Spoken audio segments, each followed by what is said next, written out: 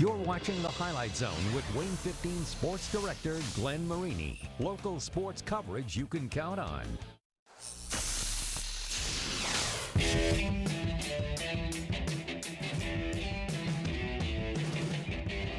Just come out with that fire. You know, it's Leo week. We look forward to this week every year. When we're the more physical team, we tend to dominate the game, more control the game. I think that's what we need to keep doing. Getting to play football with your brothers, I mean, that's all you can really ask for. They've got some of the most explosive athletes we've seen, some big playmakers. I mean, our guys respect New Haven. Every play is magnified. Our guys will be ready. I'm ready for Friday. I don't want to do too much talking. He's ready, we're ready, you're ready. It is time to buckle up, Buttercup, because conference races are getting turned up right here on the Highlight Zone, and that was definitely the case in the Northeast state. We kicked things off with the Bulldogs and the Lions in what turned out to be a whale of a matchup. You got to see it. Josh Ann joins us now with your Highlight Zone game of the week. Josh. You aren't kidding, Glenn. With a dominant performance last Friday over DeKalb, New Haven coming into this week's showdown at 3-0 overall. Leo, meanwhile, pitching a shutout last Friday at Norwell. The Lions 2-1. That lone loss, just a 2-point road setback to third-ranked Kokomo in the season opener. New Haven at Leo, it is your Highlight Zone game of the week. Northeast State Conference title implications abound. New Haven, led by this guy, Ohio State recruit Mylan Graham. Meanwhile, Leo Jr. Brock Schott already offered by Wisconsin, Iowa, and the Miami Hurricanes, among others. But New Haven up to a 20-7 lead at halftime. Leo trying to fight back, however, as Brett Fuller gets into the end zone with a full head of steam, but New Haven still up 28-21. Bulldogs answer right back thanks to Donovan Williams on the QB keeper, and New Haven up by 14 entering quarter number 4. But the Lions would answer right back thanks to some trickery. That is Caden Hurst on the hook and ladder to Brock Schott, and Schott would take this 73 yards to the house. Still just a one-score game. That wouldn't last long, however. Final minutes, it's Kyler Decker booking up to Landon Hepner, and Hepner helps Leo tie things up at 35-35 and buckle up. This game is going to overtime. New Haven up first, and it's Williams looking up to Mylan Graham, the Ohio State commit, with 3 receiving touchdowns on the day. New Haven up 42-35. Could the Lions answer right back, though? The answer to that, yes, as Anthony Nicklow punches it up the guts, but the celebration a little bit short-lived, as on the ensuing PAT, it's off the mark. You gotta be kidding me. New Haven escapes with a 42-41 win in overtime. Bulldogs 4-0 to start the season. Probably the game of your life for this team out here to go to 4-0. What does tonight mean for you guys? Bro, this means a lot, man. It means more than I can even describe. I mean, we've been practicing for moments like this the whole summer, whole offseason, every day of practice. I mean, this just means a lot to us, man. We're going to go celebrate it. How do you keep it moving forward? Just build off this. This game means nothing now. Now we're on to next week, and we're just going to keep practicing hard and building good habits. So come out on top like this, still unbeaten at 4-0. What does this win mean for you guys? It means a lot. We went against the best team probably in the conference. They were the dog. They gave us a good fight. It was a good game. We just played as a team. We didn't give up one on each other. We just stayed to do the plan. We just played through it all. We gave it our all out there. Next up, New Haven hosts Norwell next Friday, while Leo heads up to East Noble. Glenn, take it away. Wow, I don't know how to follow that. That's the craziest game we've seen this season. Speaking of the Knights, Luke Amstutz and company making the drive to Waterloo to take on 2-1 DeKalb opening drive. DeKalb senior quarterback Aiden Lytle. Caden Pettis, and all Mr. Pettis does is catch touchdowns. It's 7-zip Barons right out of the gate. East Noble responding. You knew they would. Dylan Krell, one of the many studs for Luke Amstutz's squad. He gets in, and East Noble now up 10-7. Second quarter action, the East Noble defense bending, not breaking. Anthony Mitchner in the end zone with a big pick right there. Ball to East Noble. They take advantage. Xander Brazel, a little razzle-dazzle to Mason Treesh, and Treesh breaking free as East Noble goes on to win at DeKalb, 38-15 Knights over Barons. Through the first 3 games this season, Columbia City outscoring opponents on average 47-7. Could they keep it up against Huntington North? Well, the answer looked like it might be yes. Grayson Bradbury to Stratton Fuller already has a school's record for most receiving touchdowns in a career. By the way, he's only a junior. That tied it at 7 in the first. How about this? Huntington North, the fighting Eschbachs, Ian Wiley to Luke Toish, and Toish, when he's behind the defense like that, kid has got some wheels.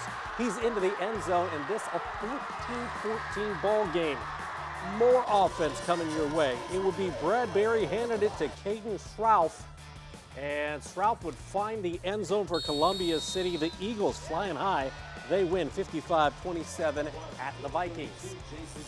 Final stop in the NE8, Norwell and Belmont at the Courtyard. The Knights run 3 straight years with double-digit wins in jeopardy after an 0-3 start. They feel better about it, though, after tonight. They were up 21 in the third, and after a fumble recovery on defense, that's Trace Mosier with the touchdown, 28-0 Norwell.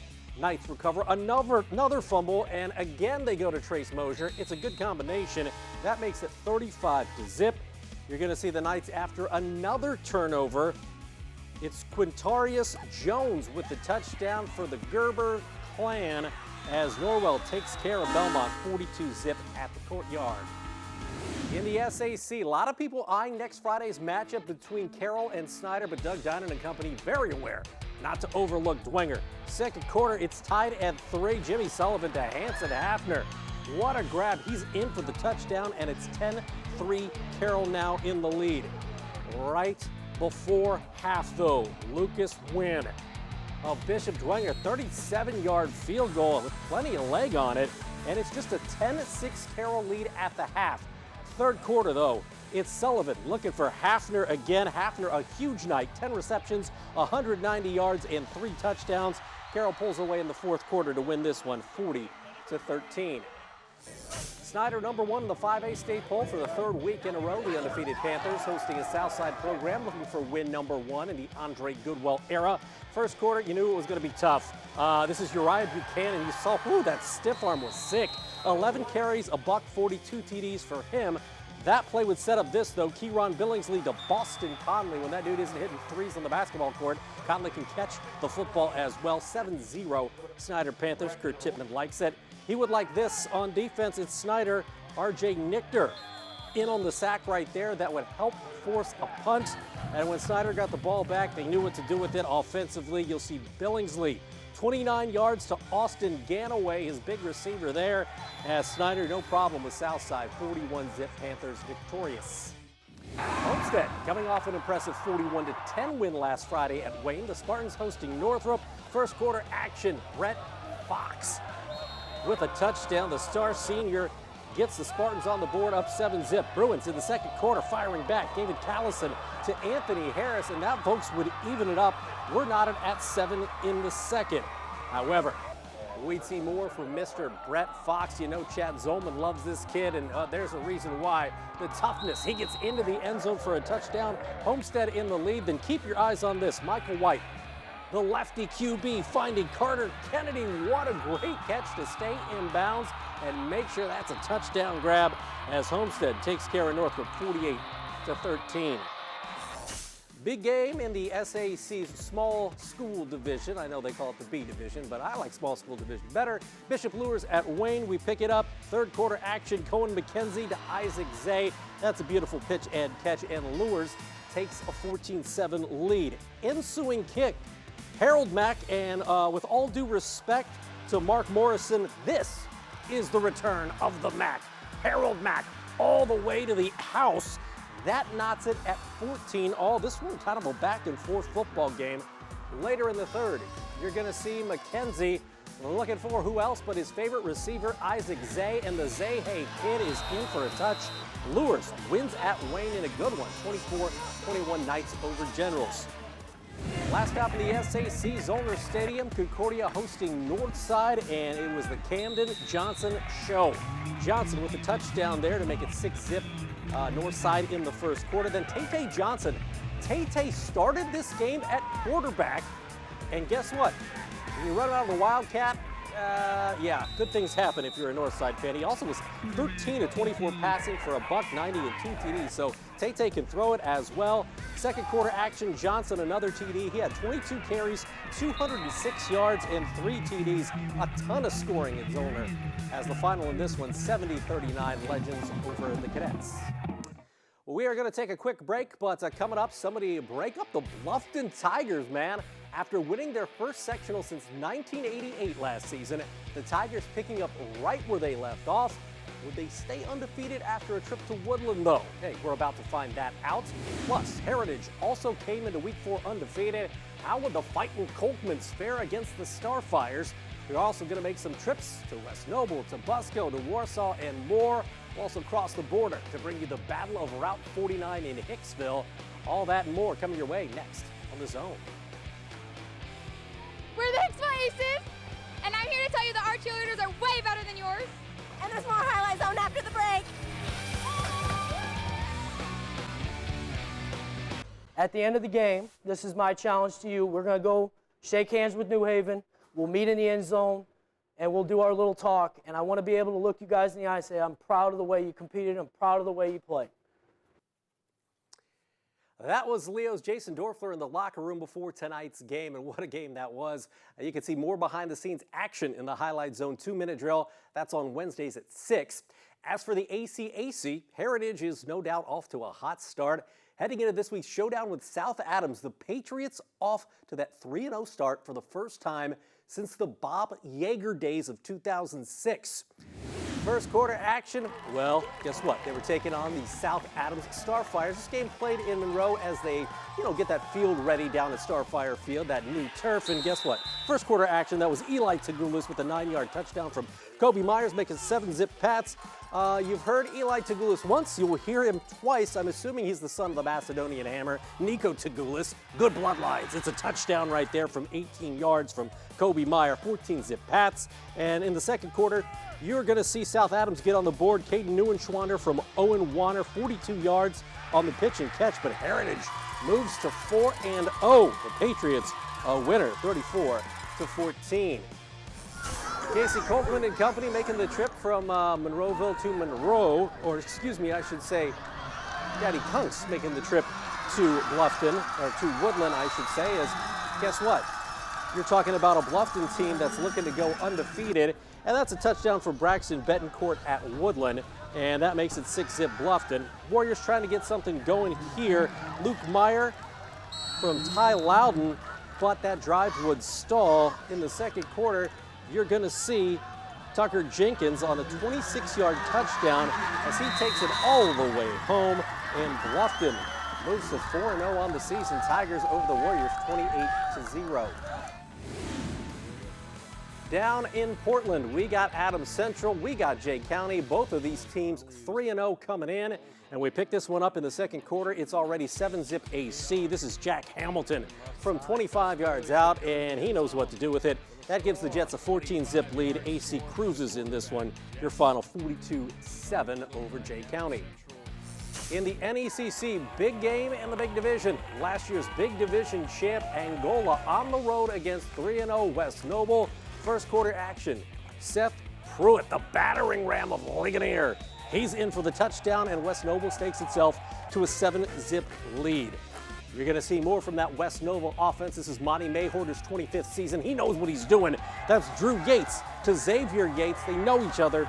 It's a touchdown, and it's 14-zip West Noble. You've already heard Seth Pruitt. You're going to hear his name once more. Pruitt with a big night. 20 carries, 156 yards, 3 touchdowns for the West Noble running back as West Noble continues to roll 42-28 over Angola.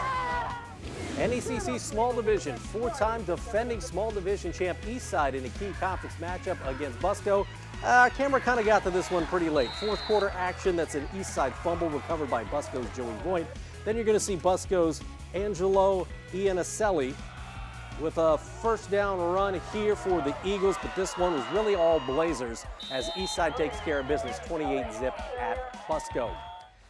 Out in Albion, both Central Noble and Prairie Heights looking for that elusive first win of the season. And guess what? This would help if you're a Cougars fan. Devin Heistand with the rushing touchdown there. And in the second quarter, Central Noble now up 33-zip. How about some defense, though? Prairie Heights coming up with some right here. Jaden Stutzman with an interception right there in the end zone. That would keep Central Noble out of the end zone for at least a little while. You're going to see a fumble recovery here from Adam Marker, but Zach Baber earns his first win as a Central Noble head coach, 52-0 over the Panthers. In the NLC, Warsaw 3-0. The Tigers ranked 13th in this week's 6A state poll. Warsaw hosting Concord. This one was all defense all the time. Warsaw's D coming up here with a big sack. That's Cohen Hetty with that sack, and that would keep Concord out of the end zone. It was scoreless after one. Second quarter, Concord's turn to play some D. Woo! Simeon Lake flying in with the TFL there. But Warsaw says turnabout is fair play. More defense. Ethan Egolf with the interception. And scoring was hard to come by in this one. Warsaw had the only touchdown of the game. The final 10-3 Tigers over Minutemen. Last stop for high school football, the great state of Ohio rivalry game at Hicksville, the Battle of Route 49. We're talking Hicksville and Antwerp had it going on. That was Carson Ultimus with the touchdown pass in the first quarter. It's already 18-0. Woo. And guess what? Yeah, they're the big dogs. Would be those Antwerp Archers. Carson Ultimus to Caden Winslow for the touchdown, and Antwerp in business. Second quarter action, you're going to see more Antwerp. This time it's Ultimus to Camden Fuller, and Fuller would find pay dirt as Antwerp tops Hicksville 39-6. Stay tuned. Your Highlight Zone Gem of the Night is coming your way after the break. For the Warsaw Tigers, we'll be back with more highlight shows.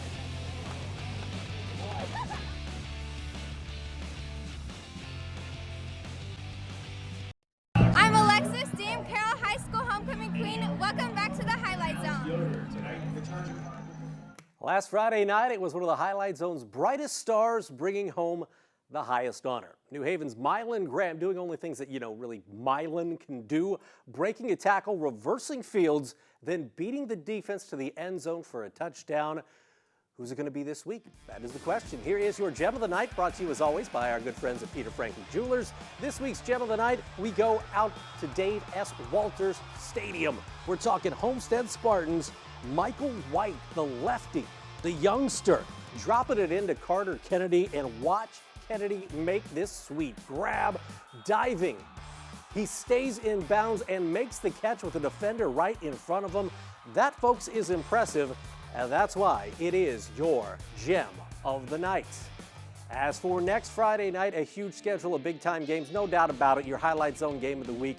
It's Carroll at Snyder. We've been looking forward to that one for a while. Homestead is at Bishop Dwenger. Leo is at East Noble. Heritage is at Adams Central. That might have a huge impact. That should have a huge impact on the ACAC title. While we're talking Train Trophy game, as Garrett is at Eastside. College football on a Friday. IU coach Tom Allen said earlier this week many times he isn't a fan of that. He says Friday is for high school football, but guess what? Maybe they'll play more on Friday after this performance. The Hoosiers against Indiana State. Jalen Lucas, the speedster, in for the touchdown. Makes it 7-0. Now 14-0 IU still in the first quarter. It's Taven Jackson, the young QB, taking it down for a score. He is in as IU no problem with Indiana State in Bloomington. 41-7 Hoosiers with a win. Finally, Tin Caps in the thick of a playoff race. Only 3 games left in the regular season, counting this one with Dayton. Top of the fourth, we are tied at 1. Tyler Robertson unties it, a 2-run triple. That's the big knock in this game as the Caps take a 3-1 lead. They were not done. Top of the 7th, Carlos Luis with a 2-run homer, and the Tin Caps win this one by a final of 7-1. So here's the latest on the standings. The Tin Caps, with West Michigan also winning tonight, the Caps lead the Midwest League East Division by a half game with 2 games to play. It is going to come down to the wire. Saturday, Sunday in Dayton for the Tin Caps. If they win out, they control their own destiny. If they win out, they are in the postseason. That's going to do it for our Week 4 edition of the Highlight Zone. For Josh, I'm Glenn, and we'll see you next Friday night, Week 5, right here on The Zone.